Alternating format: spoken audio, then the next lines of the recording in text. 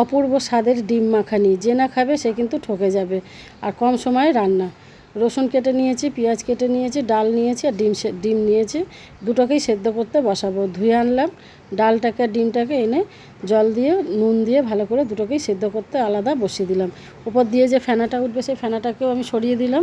এইভাবে ডালটা আমার সেদ্ধ হয়ে গেছে, 15 মিনিট মতো লেগেছে। ডালটা সেদ্ধ করে একটা ডো বানিয়ে রেখে দিয়েছি। আর একটা ফ্রাইং প্যানে একটু সর্ষের তেল দিয়ে 4টে শুকনো লঙ্কা দিয়ে শুকনো লঙ্কাটাকে ভেজে আলাদা সাইড করে রাখলাম। ওই তেলেই রসুন দিলাম, গোটা রসুন 20-25 কোয়া। রসুনটাকেও ভালো করে লাল লাল করে ভেজে তুলে রাখতে হবে। রসুন ভাজা হয়ে গেছে, রসুনটা তুলে রেখেছি। ওই তেলের মধ্যে পেঁয়াজ ভেজে ভালো করে লাল লাল করে তুলে নিতে হবে। একটু স্বাদ মতো নুন দিতে হবে।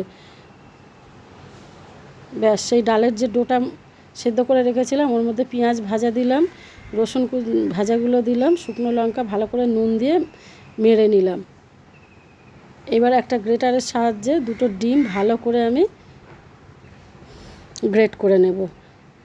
গ্রেট করে নিয়ে একটু সর্ষের তেল ওপর দিয়ে ছড়িয়ে দেবো, দিয়ে হাত দিয়ে ভালো করে মাখতে হবে এবং ভালোবেসে মাখতে হবে যাতে প্রতিটা জিনিসের মধ্যে মিশে যায়।